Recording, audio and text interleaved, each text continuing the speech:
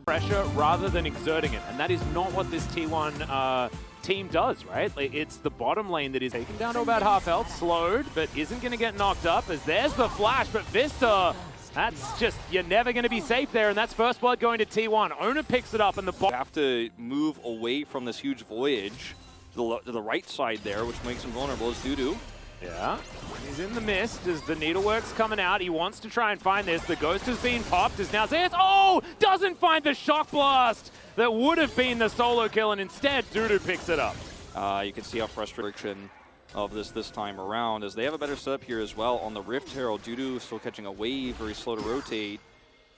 Well, he does have a blast cone to make his way in if he wants to, as Ona dives forward, finds the ulti to split up this fight, but it's a good double knock up, and immediately Karis able to help out. It was a bit of a sombrero, but otherwise not too much to worry about as the double kill comes forward for On Fleek.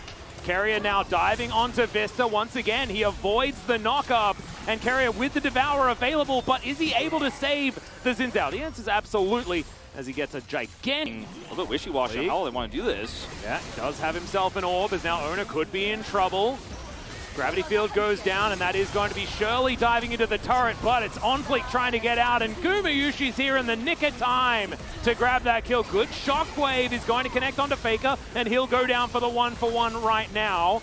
As, oh dear, Zeus caught out of position, snipped up there by Dudu as well, as now Ona's trying to run himself out as Karis goes golden at the perfect time, and Dudu helps grab yet another kill for Harmful Life, and they should be able to grab themselves a dragon as well, as Carrier just voyages his way out. Yeah, a lot of tools used early in the team fight here for T1, hoping that it was going to lead to bigger successes. All right, goodbye.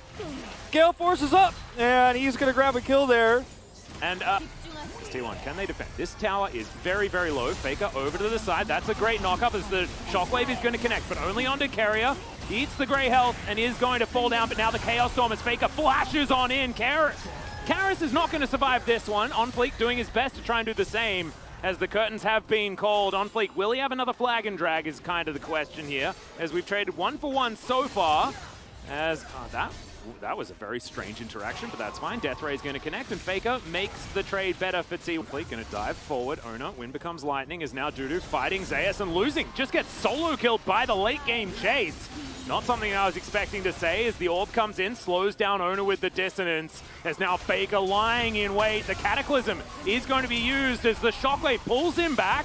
And On Fleek is going to submite, is the question. The Baron's down to 50-50. It's going to be secured by Ona, but can they win the fight, is the question. Carrier gets the Devourer off, and now Ona back in once again. The Orianna grabs the first kill, but the Caitlyn is already dead. The bottom lane has been dealt with, and now it's Dudu that has the damage. Karis there to try and support him. 4 versus 3. The Baron on T1. They win this fight. Yeah, Baron on them. There's no way Honda Life Esports can continue to chase. Just insane. I feel like we say that about kind of every champion that he plays, but this time I think he's going to get the pop. I don't know. You reckon? Feeling that way. Yeah, dude. At that moment. He's immune. So he's going to be all right. As On Fleek looking for his opportunity. Dives towards Faker, doesn't get the knock-up, and I think On Fleek's just dead. He does get a Cataclysm, but that was heading towards the grave. And now, without a jungler, they are not getting this soul. That is absolutely a fact. And this is not an issue of Honda Life. They have to get devoured.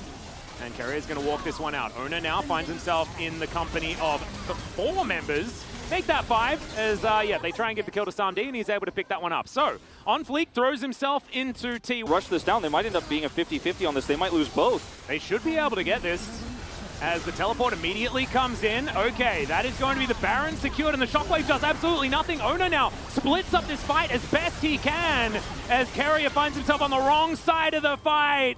Dudu goes golden. Faker is out of there immediately, but not before taking down On Fleek on his way out. And T1, it is going to be a 1-for-1 trade support for that's respawning in 9 seconds time. So no more super creeps are making their way up the waves, as that's a decent stun there onto On Fleek, who decides to go in. That could actually be the end here, as Ona does it as well, but he's able to get himself out of the way. Does so nicely, as that's a great Devour, but has Carrier actually saved Faker? He gets a huge shield as Dudu goes golden, and now Ona looks for the re-engage. The curtains have been called. It's a 1-for-1, but Gwen for Tahm Kench You will definitely take that if you're T1, as now the fight continuing and the double kill for Owner in the end. That is going to be that, as T1 find a team fight early and they will finish off this game. And that's definitely going to be a vote in the carrier call Yeah, on this you can one write around. it down right now, We can write friend. it down because that is so many saves he's had this game, including on Faker in the end, which is the most critical one to end the game. Things look shaky in the start of that engage. Things look shaky in the start of that engage, but T1 are able to win it in the end.